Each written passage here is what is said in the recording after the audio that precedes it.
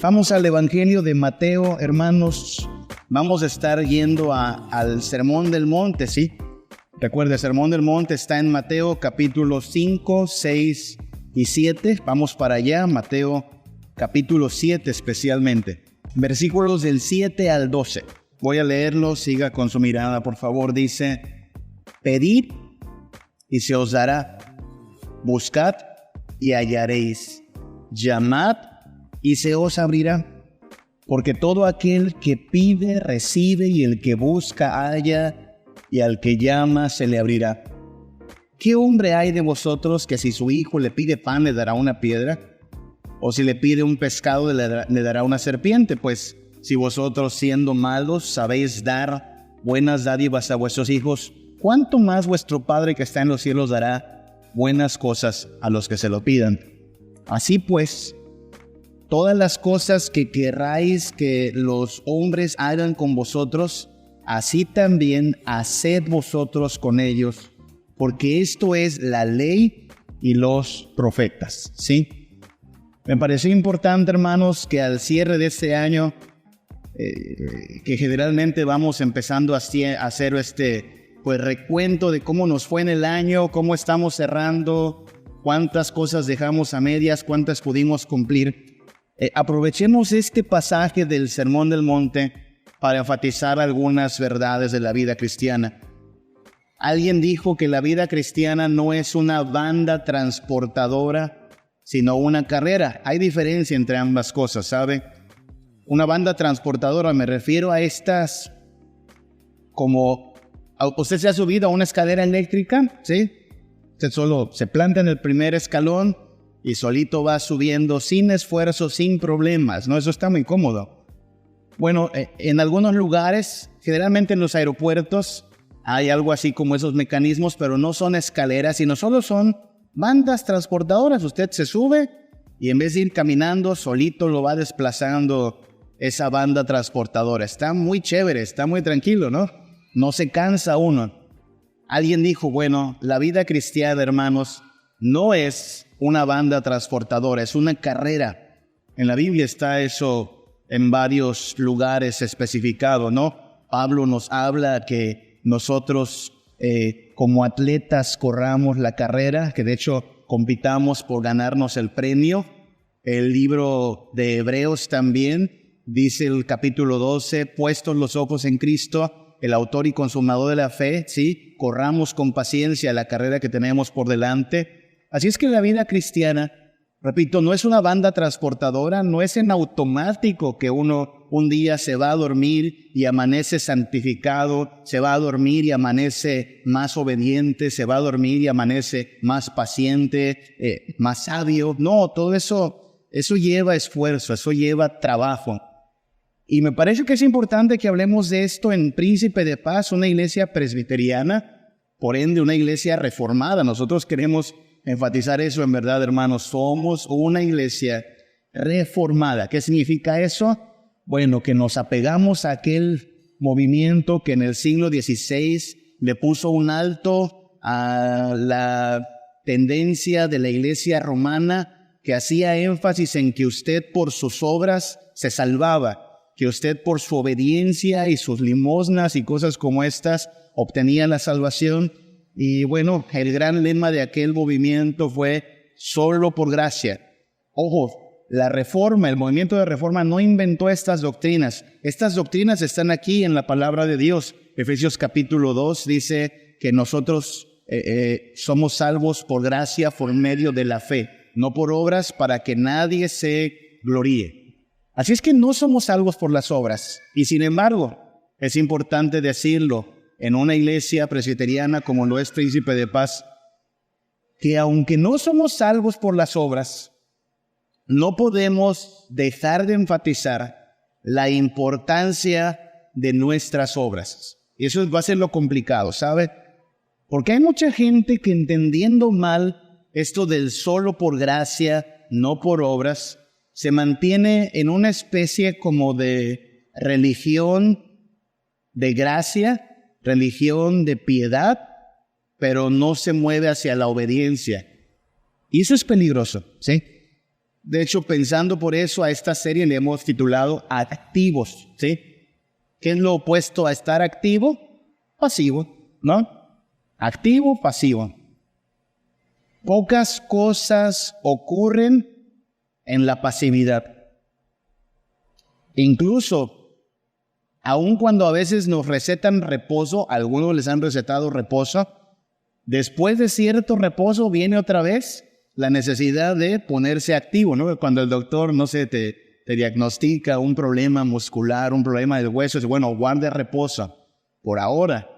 Pero tan pronto como va empezando a recuperarse, hay que empezar a ejercitar aquello y volver a la actividad, ¿sí? Pocas cosas ocurren en la pasividad.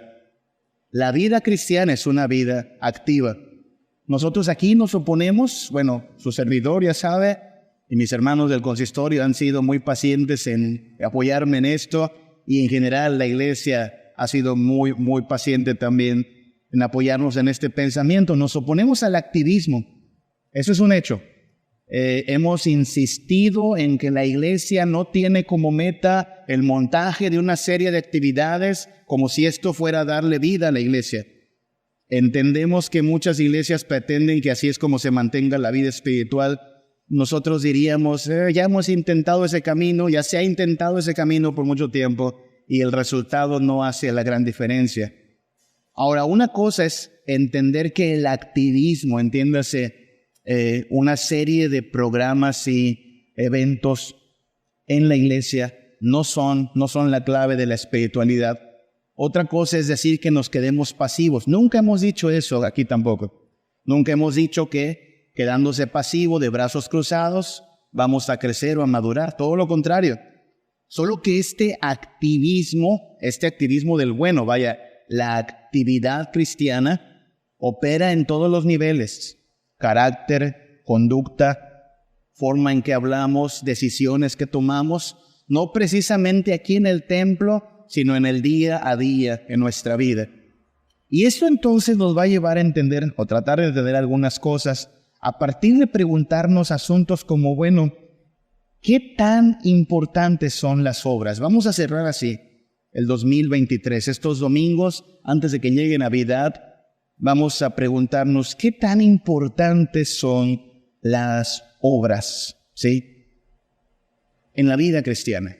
Hoy estamos celebrando Adviento, le digo, Adviento es esta conmemoración de la larga espera que tuvimos que aguardar hasta que Jesús apareció encarnado.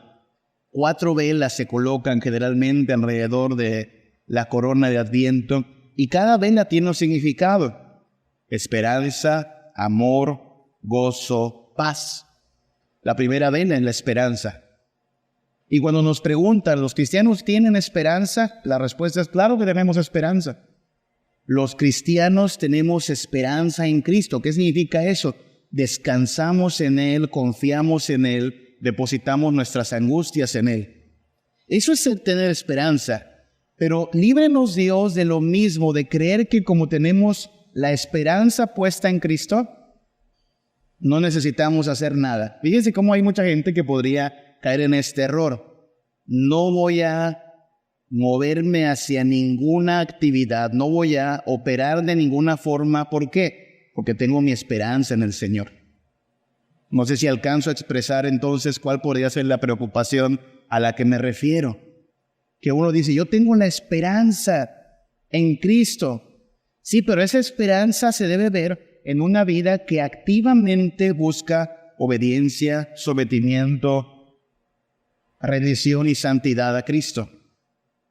La esperanza no significa que yo me cruzo de brazos y espero que Dios arregle todas las cosas de una manera algo así como mágica, ¿no? Supongamos que usted se queda sin trabajo. Esperemos que no, pero supongamos que se queda sin trabajo, pero decimos, pero tengo mi esperanza puesta en Dios, porque Dios dijo, no te dejaré ni te desampararé, porque Dios dijo, no habrá un solo hijo de Dios que mendigue pan. ¿Confiamos en eso? Amén. ¿Y qué más? Pues hay que salir a buscar trabajo, pues hay que salir a hacer entrevistas. No, pero tengo mi esperanza en que Dios lo va a arreglar. Sí, por eso, pero no es de manera mágica. Tener esperanza en el Señor no significa cruzarse de brazos y ya. Es ahí donde algunos han equivocado la fe. La fe como esta especie de confianza en que todo se va a arreglar. Hemos ya acusado cómo hay personas que dicen, vamos a dejarlo en manos de Dios. Y ese dejarlo en manos de Dios muchas veces es una escapadita de nuestra responsabilidad. De nuestra responsabilidad. Supongamos que alguien está enfermo, alguien tiene un diagnóstico de estos que dicen que ya no puede andar comiendo charritos con coca porque la salud va a estar empeorando. Pero ya lo pusimos en manos de Dios. Y ya, por eso, los índices de azúcar van a bajar solitos. No, tiene que cuidarse, tiene que moverse. A lo mejor hasta hay que hacer un poquito más de ejercicio, ¿no?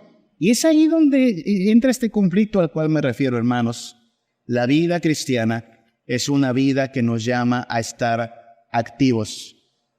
Curioso, porque cuando pensaba en esto decía, ¿cuántas veces en la iglesia, hermanos del consistorio me van a seguir en ese pensamiento? ¿Cuántas veces en la iglesia y en el pasado incluso se usaba el término miembro pasivo? ¿Has escuchado desde ese término?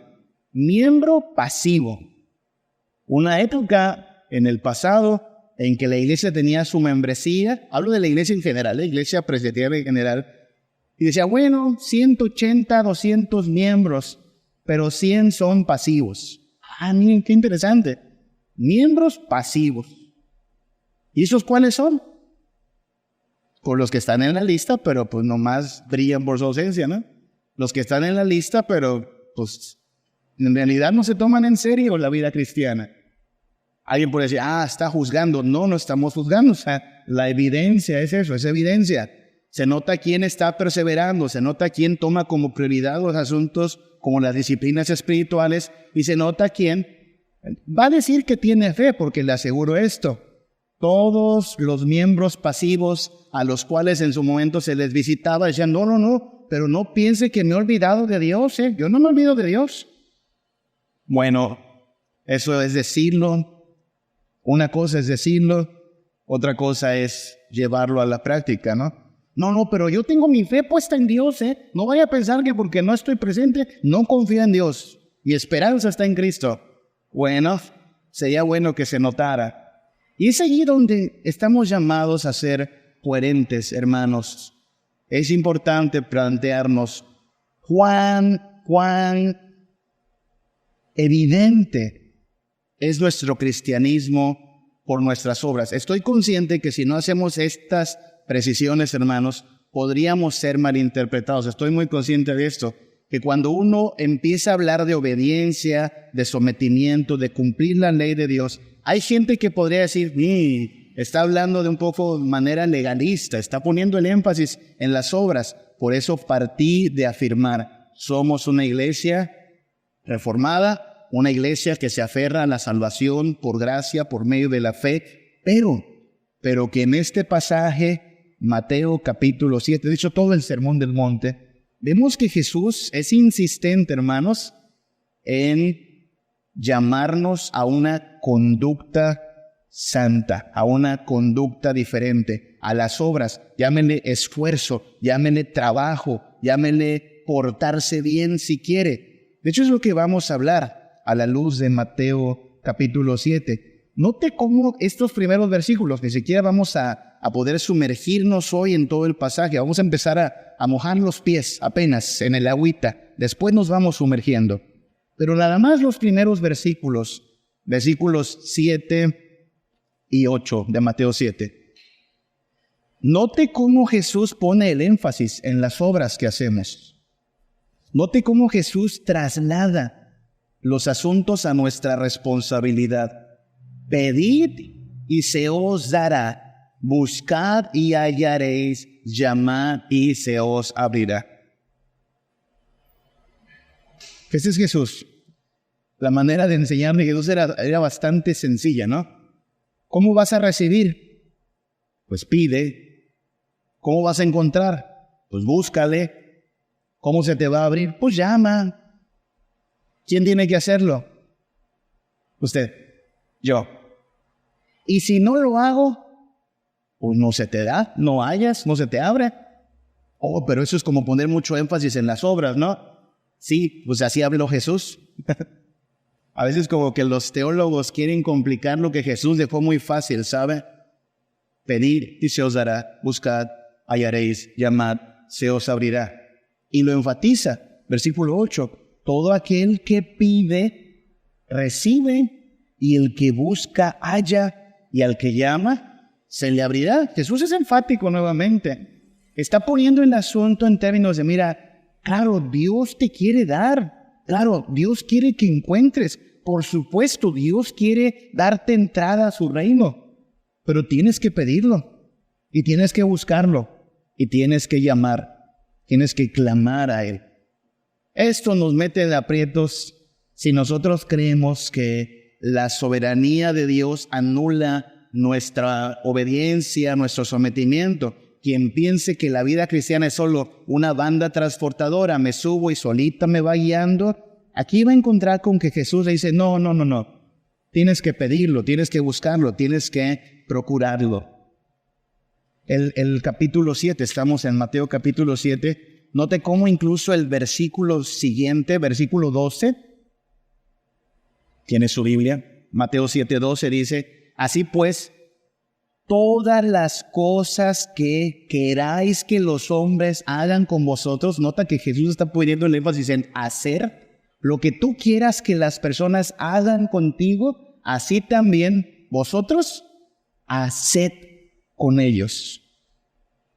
Otra vez Jesús poniendo el énfasis en tienes que hacer las cosas. Y luego cierra, frase importante, capítulo 7 de Mateo 7:12, porque esto es la ley y los profetas. Frase importantísima, hermanos, la ley y los profetas. ¿Sabe usted qué son la ley y los profetas? Son el Antiguo Testamento, hermanos. Así es como Israel se refería a la palabra de Dios hasta aquel entonces, la ley y los profetas. ¿Sabe que yo descubro esto? Y mire que me dedico a esto, hermano, ¿sabe? Me dedico a, pues, tratar de explicar la palabra de Dios, ya lo sabe. Tengo el privilegio de enseñar en un seminario y a veces me invitan a muchas iglesias. Parte de mi constante enseñanza es esta. Yo llego generalmente a una iglesia y les digo, hermanos, nosotros tenemos una Biblia, Antiguo y Nuevo Testamento, ¿sí? En el Antiguo Testamento, la salvación era por obediencia a los mandamientos. En el Nuevo Testamento, la salvación es por gracia. Ya no hay necesidad de que usted obedezca los 10 mandamientos porque ahora somos salvos, no por obra, sino por gracia. Amén, hermanos. La pregunta es capciosa.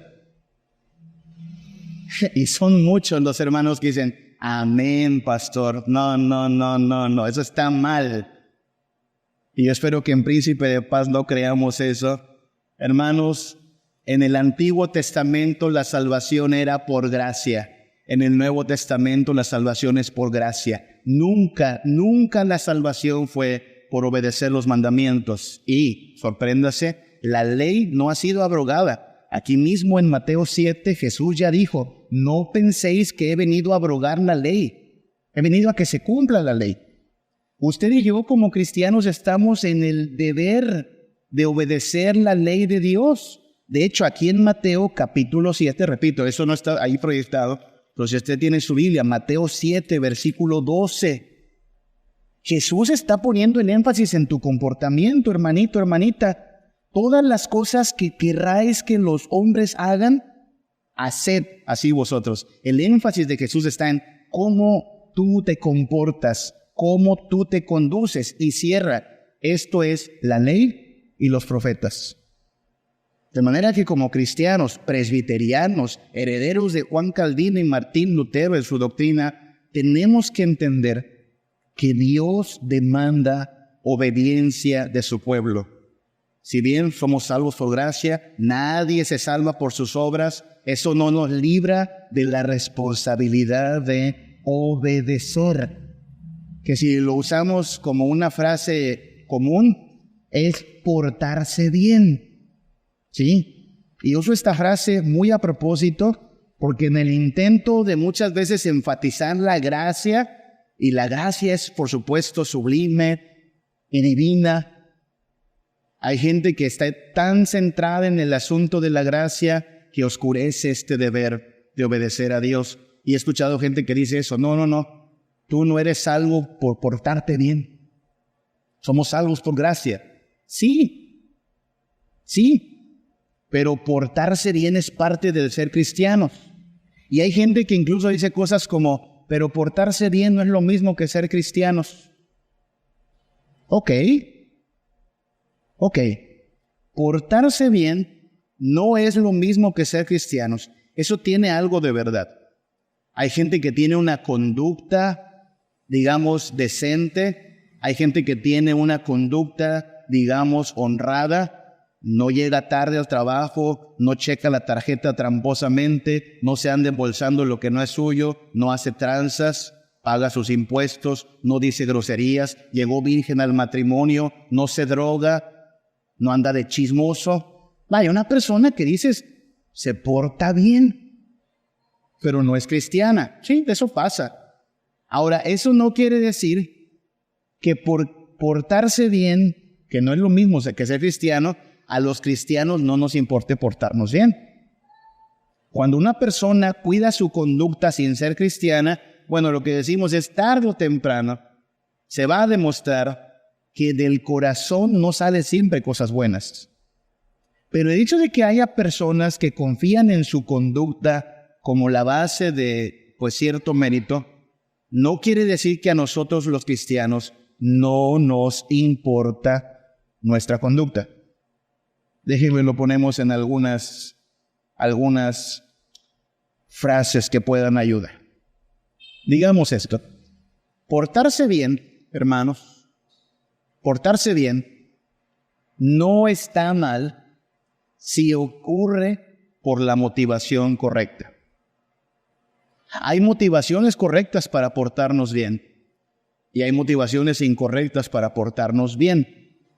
Mateo 6:1 lo que hace es delatar a aquellos que se portaban bien por las motivaciones incorrectas. Mire cómo dice Jesús, Mateo 6:1. Guardaos de hacer vuestra justicia. O sea, hacer la justicia, hermanos, es portarse bien, ¿sí?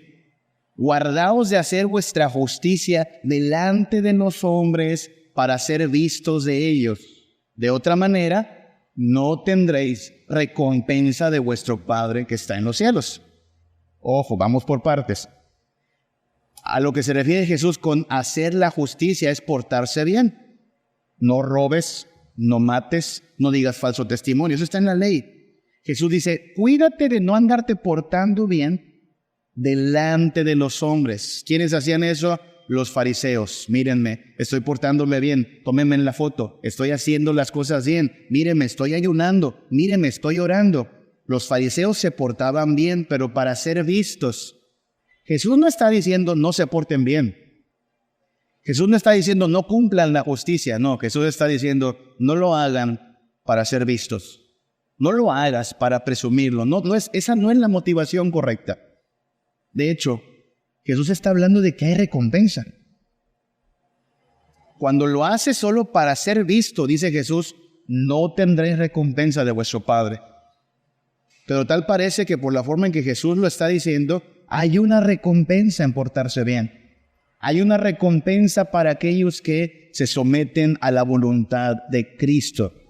Entonces, hermanos, portarse bien no es algo que nosotros no querramos.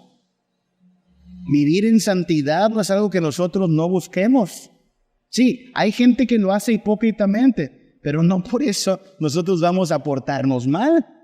Deje que el juicio final demuestre quién lo hacía por hipocresía y quién lo hacía con verdadero sometimiento y devoción a Cristo. Y es por eso que en nombre del Señor le puedo decir esta noche, hermano, pórtate bien. Pórtate bien. Si tú eres de verdad un cristiano, por tu conducta debes demostrar quién es tu Señor. Debes buscar la santidad y si la buscas la hallarás. Debes clamar a Dios por santidad y si lo haces el Señor te lo concederá. Debes cuidar tu boca, debes cuidar tus pensamientos, debes cuidar tus decisiones. No estamos hablando de salvación por obras, salvación por gracia. Pero la salvación por gracia, por medio de la fe, obra en nosotros no solo una limpieza del pecado, sino una santidad en obediencia a la palabra de Dios. El cristiano se porta bien, no para ser visto por los hombres, sino en sometimiento a Dios. Portarse bien, de hecho, si abundamos en el mismo asunto, portarse bien es el distintivo de los cristianos, hermanos. Portarse bien, es decir, Jesús lo mencionaba en términos de hacer tu justicia, ¿no? Cumplir la ley, portarse bien, es el distintivo de los cristianos. Mire cómo la gran comisión está en Mateo, todo esto está en Mateo, capítulo 28. Cierra con esta indicación de Jesús: vayan y hagan discípulos a todas las naciones, bautizándolos en el nombre del Padre, del Hijo y del Espíritu Santo. ¿Qué son discípulos, hermanos? Discípulos son seguidores, son admiradores. ¿Cuándo fue? Este jueves me encontraba allá en la Ciudad de México. Ya estaba yendo de regreso de México para Mérida. Ya había un tráfico para poder llegar al aeropuerto que por poquito pierdo el avión. Y la razón es que había un concierto. El concierto de un grupo llamado RBD. Usted sabe por mirar a las personas quiénes van al concierto. Usted va en el carro y va viendo, mira, esos van para el concierto. ¿Cómo distingues a los que van al concierto de este grupo? Por su ropa. Se disfrazan como artistas, sus faldas, sus ropas, como colegiales, ¿no? Es decir, tú ves, me resultó interesante, toda esa gente que está pasando va al concierto porque se visten igualito a sus artistas. Son sus seguidores, son sus admiradores. Y por su forma de vestir en este caso, se les identifica. Bueno, eso está diciendo Jesús: vayan y hagan admiradores de mí. Ahora, estos no se distinguen por su ropa. Nosotros no nos distinguimos por nuestra ropa. No hay una forma en que usted diga, mira, ahí va un cristiano solo por su forma de vestir. No. Pero sí por su conducta. La conducta, hermanos, de los cristianos es una conducta santa. La conducta de los cristianos es una conducta honrada. Hacemos nuestra justicia, no delante de los hombres. Hacemos nuestra justicia en obediencia a Cristo. Ir y hacer discípulos a todas las naciones, bautizándolos en el nombre del Padre, del Hijo y del Espíritu Santo. Ojo, Mateo 28, 20. Enseñándoles que guarden todas las cosas que os he mandado. Nota ese énfasis otra vez. Yo digo lo que ellos tienen que obedecer. Hagan a mis discípulos enseñándoles. Y me parece interesante que hoy, cuando se habla de discipulado, se habla de discipulado en términos de doctrina. Y muchas iglesias han caído o hemos caído en el error de pensar que discipular es solo hacer que los hermanos tengan doctrina. Por supuesto que la doctrina es importante, no estamos diciendo que no. Pero una cosa, hermanos, es que yo pueda repetir de memoria el credo de los apóstoles, el credo niceno en la Confesión de Fe de Westminster. Y otra cosa es que guarde las cosas que Cristo ha mandado. Y el énfasis está nuevamente en obediencia. Portarse bien es el distintivo de los cristianos. Si estos son discípulos de Cristo, la obediencia, hermanos, la obediencia es el distintivo de estos cristianos, de estos admiradores. Por eso, con la autoridad que Cristo habló, le puedo decir esta noche, como cristiano, pórtese bien. Si usted ha sido bautizado, no sé si se acuerde qué significa el bautismo. El bautismo significa un sello. Usted ya no se pertenece a usted. Usted fue comprado por la sangre de Cristo. Usted fue sellado como posesión del Espíritu Santo. Usted ya no se manda solo. Usted tiene a Jesús como Señor y por lo tanto su voluntad está cautiva de Cristo. Y como discípulo de Cristo, usted guardará lo que Él ha mandado. Y Él ha mandado ser santos. Porque Él es santo. Él ha mandado que si le amamos, guardemos sus mandamientos.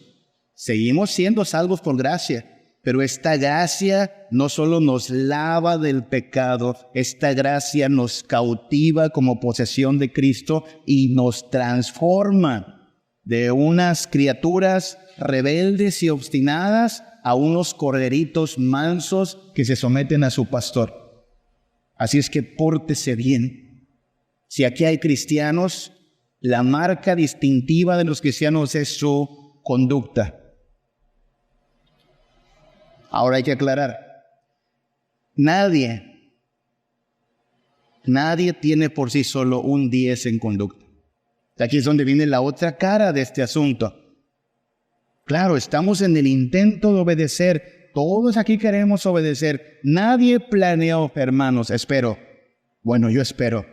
Nadie planeó pecar esta semana, nadie dijo por ahí del domingo, por ahí del miércoles me voy a poner bien chismoso. Y el jueves voy a ser bien mal pensado. Y el sábado voy a volverme ratero. Nadie planea eso. Todos decimos, quiero andar en santidad. Pero dígame si no es verdad. Aunque no me lo diga, no somos ingenuos. Aún en nuestro intento de ser santos, hermanos, aún en nuestro intento de vivir siendo agradables a Cristo, ¿a poco no terminamos diciendo cosas que no debemos decir? ¿A poco no terminamos pensando cosas que no debemos pensar?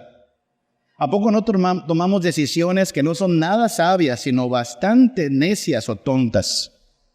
Y decimos, pues, ¿qué pasó? Si yo quiero ser cristiano, yo quiero obedecer a mi Señor, pero aún en mis intentos, uno no sale con un 10, hermano. Al final de esta noche uno no dice, Señor, hoy ¿me das mi estrellita, por favor? Porque yo me porté, mira, de 10. No. Al cierre de este día, lo único que nos queda es decir, Dios, tu gracia, tu paciencia, me han preservado la vida. Porque yo, lejos estoy de cumplir tu ley. Queremos hacerlo. Otra vez. No porque no alcanzamos la perfección nos vamos a rendir y decir, esto no se puede. No, sí, hay que perseverar en ello. Pero nadie por sí solo puede portarse bien a nivel perfecto. Solo hay alguien que ha podido a la perfección cumplir la ley y se llama Jesucristo. De hecho, la cumplió en nuestro lugar. El error de los fariseos no era que se querían portar bien, sino que en sus tristes intentos quedaban lejos de portarse bien a la perfección y creían que ya con eso bastaba. De hecho, Jesús lo dice aquí en Mateo 5:20. Os digo que si vuestra justicia, note otra vez, eso se refiere a portarse bien, obedecer, si vuestra justicia no fuere mayor que la de los escribas y fariseos, no entraréis en el reino de los cielos. Recuerde, la gente veía a los escribas y fariseos como lo máximo. Y Jesús lo que dice es, pues ni ellos llegan a la perfección. Entonces estamos en esa tensión, ¿no? ¿Importa la conducta? Claro que sí. Es el distintivo de los cristianos. Fuimos rescatados para servir al Señor en obediencia y sometimiento. Pero hermanos, de este lado de la historia, nuestra obediencia será siempre imperfecta, siempre. Eso no significa una licencia al pecado. Eso significa que tenemos que humillarnos. Nadie se presenta hoy diciendo, Dios, me merezco tu misericordia. Si te mereces su misericordia, entonces no es misericordia. No nos acercamos a esta mesa por nuestros méritos. No, nos acercamos por la gracia del Señor, sabiendo que Él hace lo que para nosotros es imposible, pero le tengo que decir en nombre del Señor, pórtese bien. El hecho de que a veces decimos sandeces no significa que vamos a dejar rienda suelta a nuestra boca, no, póngale más freno. El hecho que tomamos decisiones poco sabias no significa que ahora descuidemos las decisiones, no, sea más precavido. El hecho de que no obedezcamos al 100% no significa que no importe obedecer, no, domine su carácter, domine su voluntad, sométase a Cristo. Pero entienda, ni aun en nuestros mejores días es nuestro el mérito. Aún así, hay que portarnos bien, es decir, hay que amar la ley de Dios, amar lo que Él ama, aborrecer lo que Él aborrece y obedecer. No estamos hablando de salvación por obras, salvación por gracia, por medio de la fe, pero la fe en Cristo nos limpia del pecado y nos llama a la santidad. Ahora sí, hay que decirlo, portarse bien, como era de esperarse, requiere una obra divina en el hombre. No es simplemente aprenda buenos modales, no es simplemente aprenda a comportarse en público. Eso es fácil. Eso hacían los fariseos, comportarse en público, pero el secretito eran de otra forma. Eso no es lo que está diciendo Jesús. Y esa clase de santidad, hermanos, requiere una obra divina en el hombre. Una cirugía espiritual. Estamos a punto de tomar el sacramento de la mesa del Señor. Claro, la conducta es importante, hermanos. No quiero repetirlo en la mesa, si lo puedo decir desde ahora. Si alguien está arrepentido de sus pecados, dice, yo no obro bien, yo no pienso bien, yo no decido bien, pero quiero vivir en santidad y apartarme del pecado. Si tal es su voluntad, acérquese confiando en Cristo Jesús. La gracia del Señor nos limpia de todo pecado. Pero si hay alguien que dice, no, yo la verdad quiero seguirme portando mal. Yo la verdad disfruto mucho el pecado. Yo la verdad nomás aparento ser cristiano, pero yo quiero pecar. ¿Sabe? Mejor aléjese hasta que pueda discernir el cuerpo de Cristo. Porque el problema no es el pecado. El problema es que alguien no quiera dejar el pecado. Y otra vez, el énfasis está en la conducta. Pero no que es algo por gracia. Sí, la gracia está disponible para todo aquel que esté arrepentido. Pero si alguien no está arrepentido, entonces necesita indagar todavía hasta que Dios en su misericordia le abra el entendimiento y opere esto a lo que nos referimos como esta obra divina en su corazón. Estamos a punto de tomar la mesa del Señor y quiero traer a recordatorio las palabras de la institución, Mateo 26, 27 al 28. Note cómo Jesús, cuando tomó la última cena, dice así, Mateo 26, 27, tomando la copa y habiendo dado gracias, les dio diciendo, bebed de ella todos, porque esto es mi sangre del nuevo pacto, que por muchos es derramada para remisión de pecados. No sé cuántas veces hemos escuchado esta frase, creo que la hemos escuchado muchas veces, al menos cada vez que tomamos de la mesa del Señor. La sangre del nuevo pacto. Esta copa es la sangre del nuevo pacto. Pero, ¿qué quería decir Jesús, hermanos, cuando dijo, esto es mi sangre del nuevo pacto? Si usted tiene la forma de buscar en su Biblia esa frase, nuevo pacto, se va a dar cuenta que la frase nuevo pacto solo aparece una vez en todo el Antiguo Testamento. En ninguna otra parte aparece. Solo una vez aparece en el Antiguo Testamento la frase nuevo pacto. Y por eso es importante entender, cuando Jesús toma la copa y dice, esta copa es el nuevo pacto en mi sangre. ¿Qué quiere decir Jesús? ¿Sabe dónde está? Esta única vez que la frase nuevo pacto aparece en el Antiguo Testamento, Jeremías 31:31.